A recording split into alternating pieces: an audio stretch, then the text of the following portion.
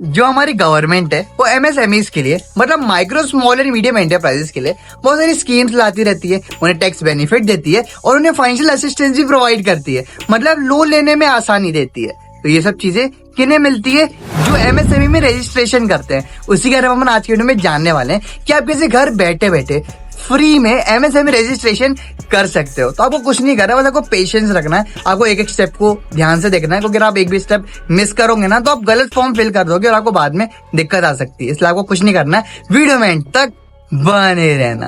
अब अपन थोड़ी डिटेल की बात कर लेते हैं कि अगर आपको रजिस्ट्रेशन करना है तो वो क्या क्या चाहिए। ज्यादा कुछ नहीं चाहिए, आपको पैन कार्ड चाहिए, आधार चाहिए, आपको जो आधार है ना वो लिंक होना जरूरी है, एड्रेस पता होना चाहिए, फर्म का नाम पता होना चाहिए, बस ये सब चीजें आपको पता है ना तो आप बहुत ही इजीली रजिस्ट्रेशन कर सकते हो। अब अपन स्क्रीन पर आ चुके हैं। जो एमएसएमई का रजिस्ट्रेशन है वो उद्यम पोर्टल से होता है, तो आपको सर्च करना है उद्यम एमएसएमई रजिस्ट्रेशन। जो फर्स्ट नंबर की वेबसाइट आ रही है आपको सिंपली इसे ओपन कर लेना है। डिस्क्रिप्शन में भी मैंने लिंक डाल रखी है, आप वहां से भी ओपन कर सकते हो। अब यहाँ पर आपको जो फर्स्ट नंबर की लिंक आ रही है for new entrepreneurs who are not registered yet. देखो अपन फर्स्ट टाइम अप्लाई कर रहे हैं तो आपको सिंपली इस पे क्लिक कर देना है। अब प्रोसेस में आपको सबसे पहले आधार एंड पैन वेरिफिकेशन करनी रहती है।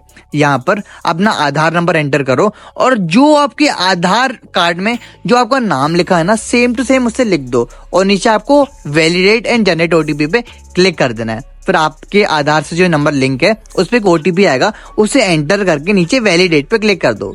अब यहाँ पर नेक्स्ट आपको पैन की वैलिडेशन करनी रहती है। सबसे पहले आता है टाइप ऑफ ऑर्गेनाइजेशन। यहाँ पर आपको मिलेगा sole proprietor, partnership, private, public, LLP और बहुत सारी मिलेगी। तो आपको जिस भी ऑर्गेनाइजेशन का रजिस्ट्रेशन कराना है ना आपको सिंपली उसे सिलेक्ट कर लेना है।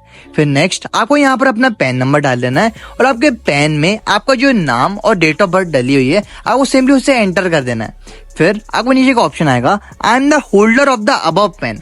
आपको सिंपली उसे सिलेक्ट कर लेना है, मतलब उस पर टिक लगा देना है और नीचे पैन वैलिडेट पे क्लिक कर देना है। अब इसमें आपका कोई ओटीपी नहीं आएगा, ये ऐसे ही वैलिडेट हो जाता है।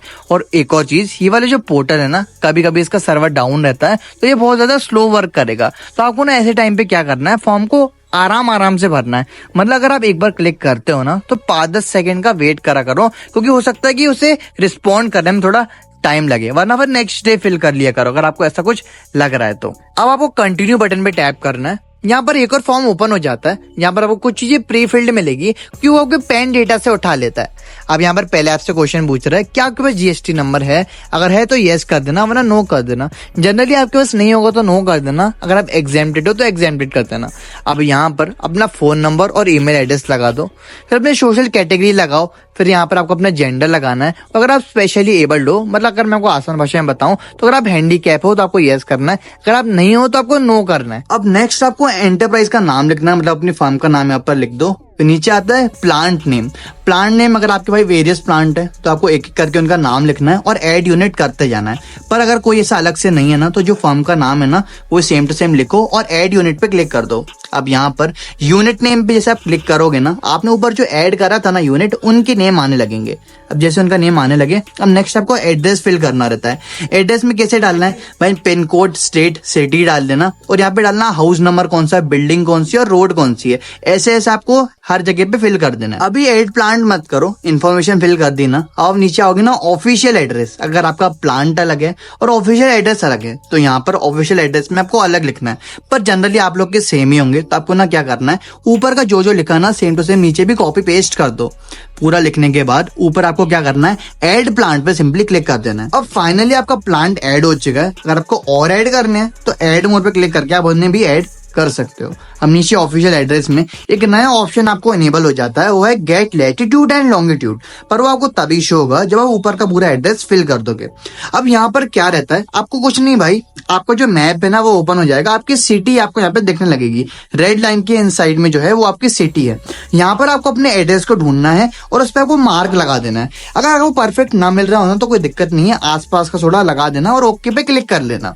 अब आपने लैटिट्यूड और लॉन्गिट्यूड लगा दिए। अब नीचे आ रहे क्या आपने प्रीवियस ईएम रजिस्ट्रेशन नंबर कुछ है आपके पास, तो नहीं आपको कुछ नहीं करना है, आपको नॉट एप्लीकेबल यहाँ पर लगा देना है।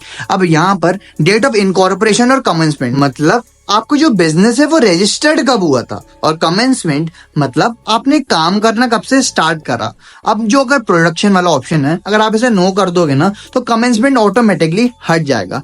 भाई इनकॉर्पोरेशन नहीं याद आ रहा, नहीं पता मेरे को, ज्यादा सोचो मत, 2-3 दिन पहले की लगा लेना। फिर नीचे आपको बैंक डिटेल्स को फिल करना है। बैंक डिटेल्स में बैंक का नाम, जैसे कि आपको लिख देना है HDFC बैंक अगर आपका उसमें खाता है, फिर IFSC कोड लिख दो और यहाँ पर अपना अकाउंट नंबर लिख दो। अब नेक्स्ट आपको यहाँ पर मेजर एक्टिविटी लगानी है, मैन्युफैक्चरिंग और सर्विसेज जो भी हो आपको लगा देना है। अगर आप ट्रेडिंग भी करते हो ना तो यहाँ पर दोनों में से एक को चूज कर लेना, आगे आपको एक्सप्लेन करने का मौका मिलेगा। यहाँ पर आपको NIC कोड ऐड करने देते हैं। भाई ये NIC कोड क्या होते हैं? भाई ये नेशनल इंडस्ट्रियल क्लासिफिकेशन कोड्स होते हैं, जो आप जो बिजनेस कर रहे हो ना उससे और जैसे डिटेल में समझने के लिए कि आप क्या काम करते हो उसके लिए कोड्स होते हैं। यहाँ पे आपको 3 कोड डालने रहते हैं, एक 2 डिजिट के, एक 4 डिजिट के और एक 5 डिजिट के। ये ना और स्पेसिफिक बताता है कि आप क्या काम करते हो। आपके ऊपर सर्च का ऑप्शन आता है, आप सर्च करोगे ना जो भी आपका काम है ना उसे सर्च करो, आपको उसके कोड ऑटोमेटिकली मिलते जाएंगे। हो सकता है आपको यहाँ पे स्पेसिफिक आपका काम ना मिल रहा हो तो अदर चूज कर लेना। फिर नेक्स्ट आपको नंबर ऑफ पर्सन एम्प्लॉयड लगाने। यहाँ पे अगर आपने एम्प्लॉय कर रखे हो तो लगा देना, वरना पे 0 लगा देना, वरना फॉर्म सबमिट नहीं होता है। टर्नओवर हो गया, रिटर्न डाउन वैल्यू हो गई, अगर कोई मशीन हो तो लगा देना, वरना फिर आप 0 भी लगा सकते हो। अब लास्ट में आपको दिखेगा are you interested in this portal, ये सब आपको बहुत सारे ऑप्शन आ रहे हैं, सब में नो कर देना। अगर आपको यस करना कर सकते हो, और मैं तो कह रहा हूँ नो कर दो। अब फाइनली फॉर्म कंप्लीट हो चुका है। अब आपको submit and get final OTP पे क्लिक कर देना है।